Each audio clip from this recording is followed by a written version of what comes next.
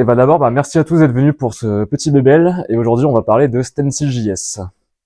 Euh, on va d'abord commencer par une petite introduction de pourquoi ça a été créé, quel est le but derrière tout ça, et ensuite, on va essayer un peu de parcourir ce framework, les cas d'utilisation et comment faire pour l'utiliser. Petit rappel de qui je suis, moi c'est Rémi, donc c'est Tech Lead Full Stack à JetDev, donc actuellement en mission à Kiabi, donc au sein du Digital Lab. Mes technos que j'utilise le plus sont Angular, Spring Boot et du Flutter pour la partie mobile. J'ai mis le lien vers mon GitHub.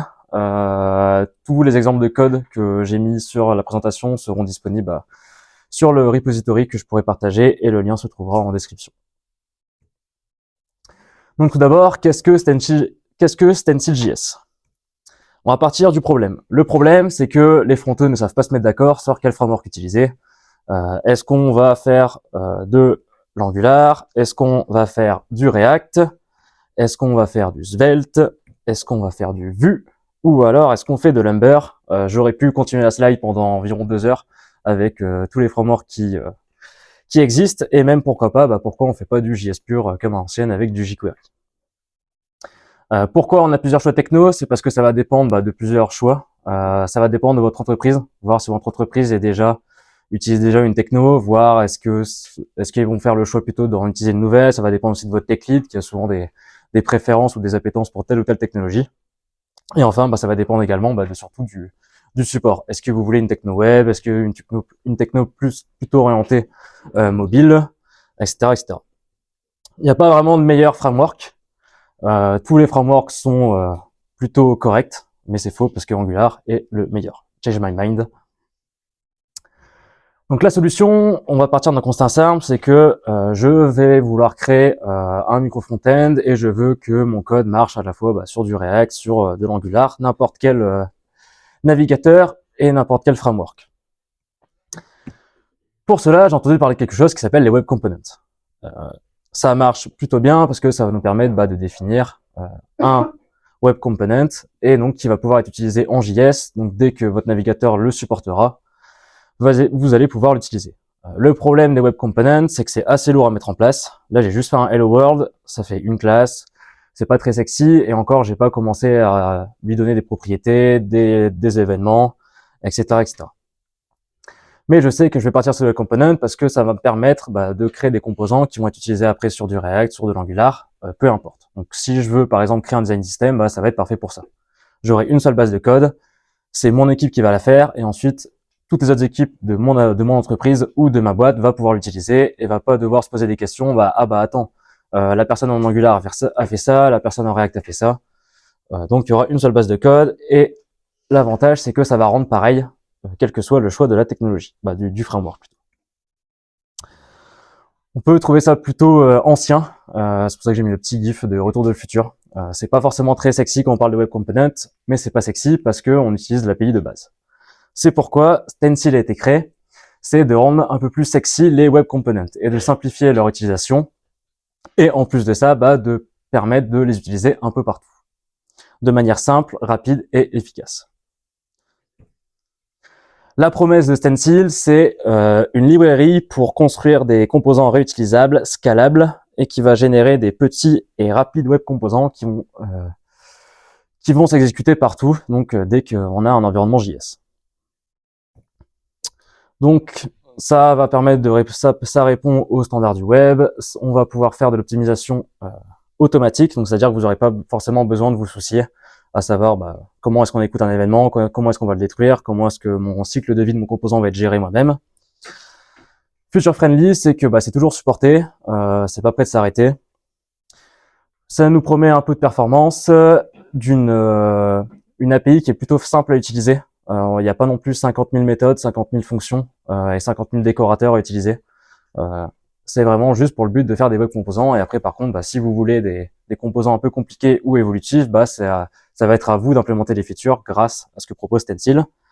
Et enfin, étant donné que c'est des web components, c'est quasiment supporté par tous les opérateurs modernes. Normalement, vous ne devrez pas trop avoir de soucis de compatibilité. L'usage, bah, ça va être pour créer des composants partagés, pourquoi pas faire du micro front-end. Le principal usage, ça va surtout être de créer des librairies ou alors des design systems. C'est le cas de Porsche qui implémente son design system grâce à Stencil, de la Deutsche Telekom, de la Post suisse, et enfin le dernier, le petit mauvais canard, Ionic utilise aussi Stencil, mais on va pas parler d'Ionic, c'est un sujet sensible. Ça a l'air pas mal, ça répond à ma problématique. On va voir comment est-ce qu'on va créer d'abord un composant très simple et ensuite un composant un peu plus complexe, donc qui va utiliser un peu tout ce que j'ai envie de faire et vraiment comment utiliser toutes les fonctions de Stencil. Et surtout, on va voir aussi comment l'intégrer dans un contexte no framework et enfin dans un contexte framework avec Angular. C'est parti, on va définir mon premier composant. Stencil, c'est très simple. Tout composant avec Stencil doit être annoté avec le @component, un tag qui doit être unique, donc qui va lui permettre de définir sous quel tag va être runné votre web composant, et enfin une fonction render qui va s'occuper d'avoir votre JSX pour rendre une div, un bouton, un groupement de boutons, etc., etc. Donc là, exemple très simple, j'ai juste fait un hello world avec le render, et donc voilà, vous avez votre premier web composant. Pour le builder, comment est-ce que vous allez faire?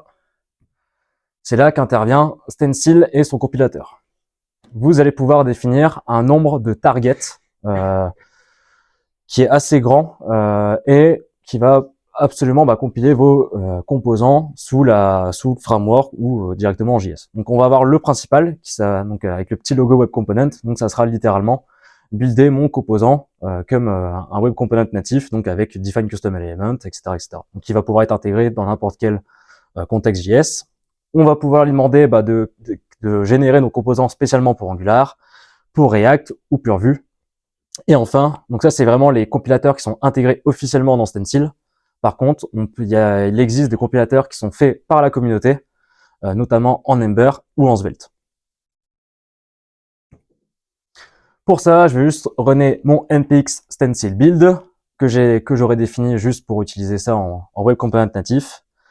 Et enfin, il va m'exposer une petite fonction qui va s'appeler define custom elements avec un S, et en fait qui va register tous mes web composants que j'aurais annoté avec la notation @component. Cette fonction, elle charge tous les composants que vous allez définir. Donc c'est pas forcément, si vous faites un peu attention à la scalabilité de vos applications, à la web perf et à ce que vous chargez, n'utilisez pas cette fonction. Par contre, il va vous permettre aussi, quand vous allez compiler, de charger les composants unitairement avec define custom element aussi. Donc ça, il n'y a pas de souci là-dessus. Comment ça rend? Pour l'utiliser, j'utilise mon tag. Forcément, j'ai rien dedans parce que j'ai pas de child, et ça render mon hello world. Simple, efficace. Donc tous les exemples que j'ai mis là, c'est vraiment qu'est-ce que ça donne. Je pourrais vous montrer ensuite derrière avec Storybook. Les screenshots viennent du Storybook que j'ai créé avec. Je peux lui ajouter un petit style URL à la Angular. Ça supporte du CSS nativement, mais on peut utiliser un plugin Sass, donc qui permet d'utiliser du Sass pour définir le style. Donc là, j'ai juste embelli ma classe avec mon composant avec une classe Hello World qui lui dit juste que mon texte s'affiche en rouge. Très, très simple, mais le style est compris. Et petite remarque, c'est que vu que j'ai mis mon shadow à true, mon style est encapsulé. C'est-à-dire que mon style se limite purement à mon composant. Si vous faites de l'Angular, ça correspond vraiment au style encapsulation. Donc ça vous évite d'avoir des différences dans votre style si jamais, par exemple, vous utilisez une classe qui existe déjà dans votre application. Vous n'allez pas avoir de conflit avec ça parce que votre style va être encapsulé et donc va se limiter purement à votre composant. Donc là, c'était très bien, mais je vais juste faire un hello world. Dans un cas d'utilisation concret, je vais jamais avoir un composant sans entrée, sans sortie, sans écoute d'événements. Donc on va voir maintenant comment est-ce qu'on va ajouter tout ça. Le premier cas, ça va être d'ajouter une property, donc une valeur d'entrée. Donc si vous faites de l'Angular, ça sera un @input. Ça prend en charge tout ce qu'on va retrouver dans le JS native, donc la string, du booléen, du number, de l'object, ou même des tableaux. Ça supporte également l'union type, donc si vous voulez faire un string ou booléen ou number, ça sera possible, le compilateur va le savoir. Si vous passez un objet, ça peut être même un objet complexe. Vous pouvez passer une classe, vous pouvez passer une fonction, vous pouvez passer à peu près tout ce que vous voulez. De toute façon, c'est du JS derrière, il faudra juste faire attention quand vous l'injectez que ce soit bien le type défini. J'ai pris l'exemple d'un bouton, donc mon bouton va avoir 3 propriétés. Une propriété variant qui va me définir est-ce que mon bouton est plein, est-ce qu'il va être surligné, en ghost, et une propriété en booléen qui va savoir est-ce que mon bouton est actif ou non, et enfin une propriété number qui est badge. Donc tous les types sont inférés, et forcément Stencil supporte le TypeScript sans aucune configuration. Donc je vous invite fortement à créer non pas vos fichiers en JSX mais en TSX, comme ça vous allez bénéficier de tout la partie autocomplétion. J'ai mis le reflect à true. Pourquoi? C'est parce que j'ai juste envie que si jamais moi je change une propriété d'entrée dans mon composant, ça soit réfléchi à mon DOM. Comme ça, j'ai pas de différence entre ce que j'injecte et ce que je modifie ensuite.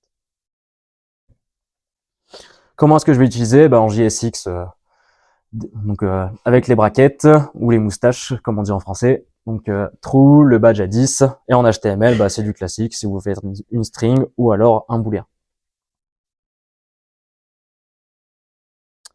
Ensuite, on va voir les événements. Donc ça, c'est plutôt pour dire la sortie vraiment de mes composants.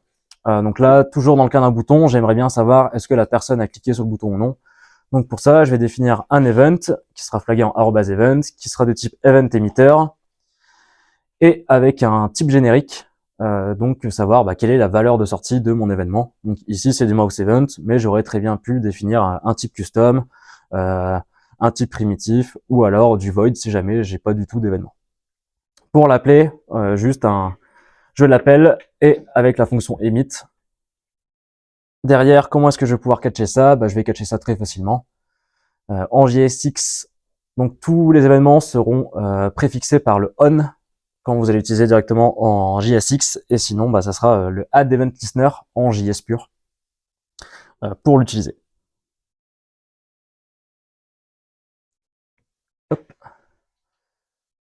Si jamais je commence à faire un peu de content projection, je veux que mon composant soit un peu customisable et surtout scalable, et que je veux que par exemple dans un bouton, j'ai pas envie de me limiter forcément à du texte. Donc je vais pas créer une propriété label avec de type string, parce que je vais peut-être pas pouvoir ajouter une icône, dire que c'est une div, dire une span et faire du style custom. Donc pour ça, on va utiliser ce qu'on appelle le content projection.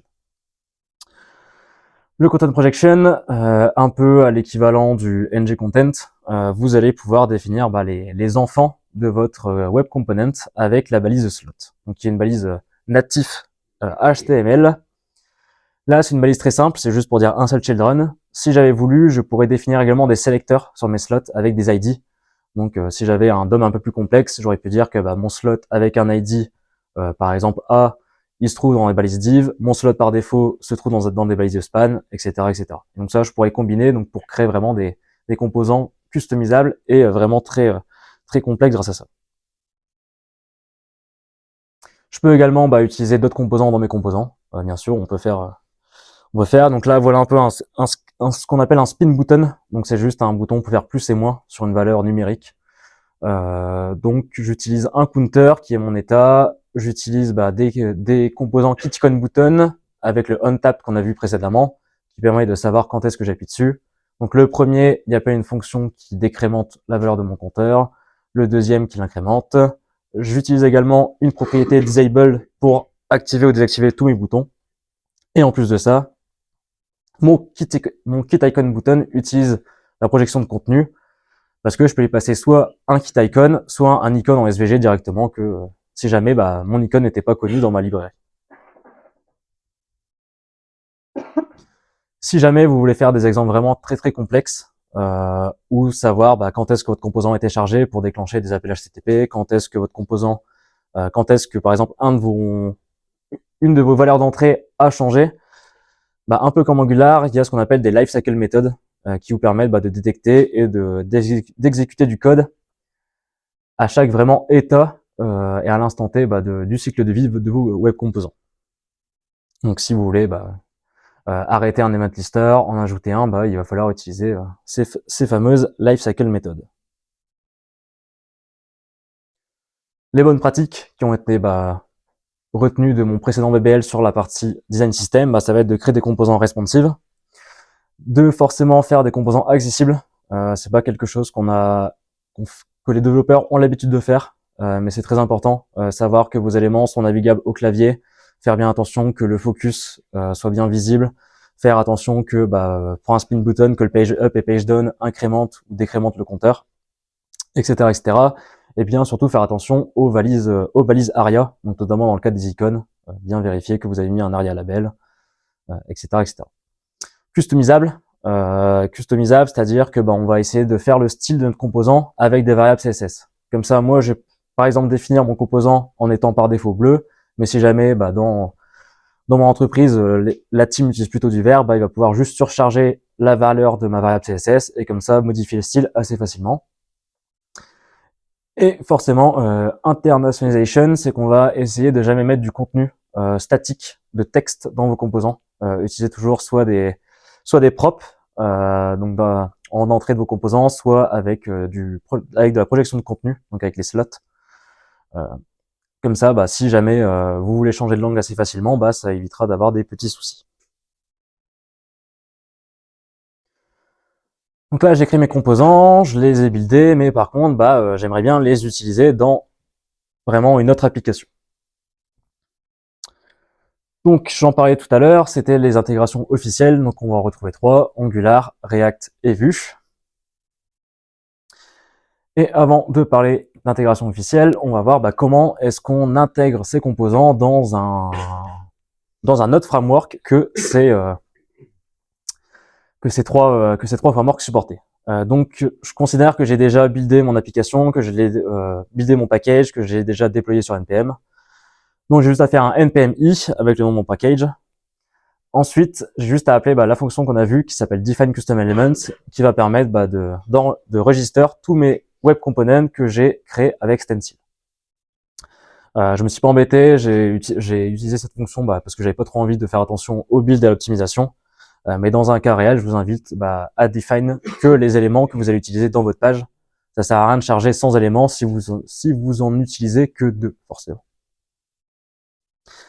Cette méthode, elle marche avec tous les frameworks. Donc, c'est-à-dire que si jamais j'ai envie d'utiliser mon application sans la builder avec Angular, donc avec la target Stencil Angular, je peux très bien définir mon import en Angular avec le define custom element en utilisant le petit schéma custom element schéma qui permet juste de dire à notre application Angular de charger des web components.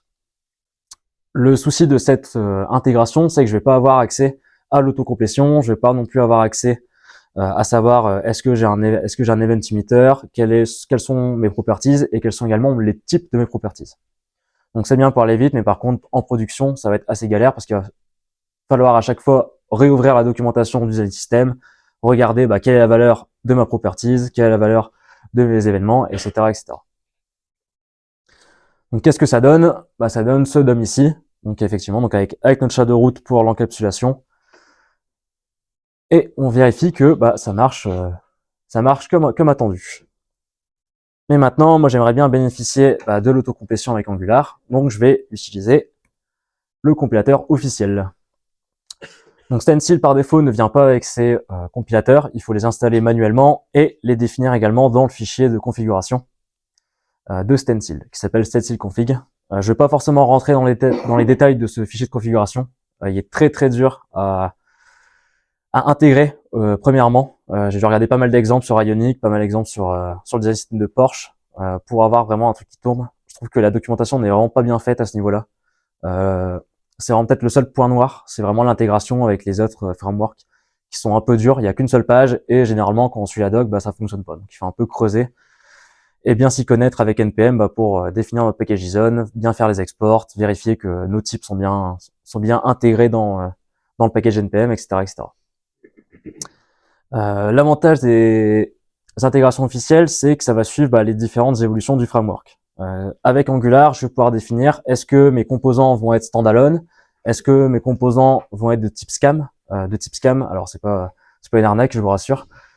C'est juste le type SCAM, c'est que ça va créer un module par composant. C'est ce qui est fait sur Material. Et enfin, je vais pouvoir aussi avoir un troisième type de sortie qui est module. Donc ça veut dire un seul module qui va enregistrer tous mes composants. Donc pas terrible, mais donc nous, on aime bien la dernière version d'Angular. Je rappelle que c'est le meilleur framework, donc on met la standalone pour avoir nos composants directement. Derrière, qu'est-ce que ça va générer? Ça va générer un petit proxy avec nos composants. Donc ça, c'est vraiment le code qui ressort. Donc on va revoir la fameuse fonction define custom element, donc là qui va juste définir mon composant bouton. Je vais retrouver mes inputs qui sont disable, loading, shape, type et variant. Un vraiment @component en Angular et enfin des fonctions qui font appel à du code généré par Stencil. Donc c'est ce code qui va pouvoir être publié sur NPM et ensuite utilisé comme n'importe quel composant classique en Angular. Donc là, juste en important le kit button qui vient de ma librairie publiée, je vais pouvoir bénéficier de l'autocomplétion et derrière, ça ressort exactement pareil que mon intégration en raw, c'est juste que j'ai de l'autocomplétion.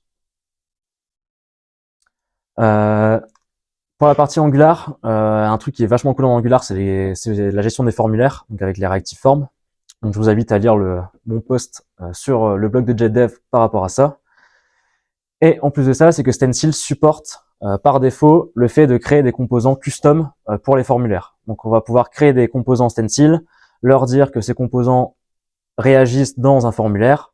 Et enfin, quand on va compiler notre code avec le compilateur Angular, il va automatiquement flaguer nos composants avec la notation control value accessor qui va nous permettre d'utiliser notre composant dans un contexte de reactive form. Malheureusement pour React et Vue, c'est pas natif, donc il va falloir un peu vous débrouiller vous-même avec les entrées et les sorties de vos composants. Et enfin, qu'est-ce qu'on peut faire maintenant pour aller plus loin? Donc j'ai créé mes composants, j'ai bien défini mes targets pour dire que ça sort en Angular, ça sort en Vue, ça sort en Ember. Maintenant, il serait peut-être temps, par exemple, de créer un storybook pour déjà montrer quels sont vos composants, voir les properties qui sont utilisées dedans, comment réagissent les différents états de vos composants, et créer une petite documentation sur comment est-ce qu'on l'utilise, voir comment est-ce qu'on peut les customiser. Storybook va vous permettre également de créer des pages de documentation statiques, donc très utile pour l'installation. Et enfin, ça vous permet de faire des visual testing. Ça vient nativement. Storybook propose par défaut un template qui utilise les web components, donc vous n'avez quasiment aucune configuration à faire pour importer les web components, à part la fameuse fonction define custom element au début de votre storybook pour bien faire en sorte que votre navigateur comprenne que c'est des web components. Et enfin, publier ce package sur NPM, donc en public ou en privé, avec npx extend en buildant et en faisant un npm publish access, public si jamais c'est le cas de public, donc faire bien attention à versionner vos releases, et bien évidemment écrire de la documentation sur ces composants. Merci à vous, et je suis prêt à répondre à vos questions.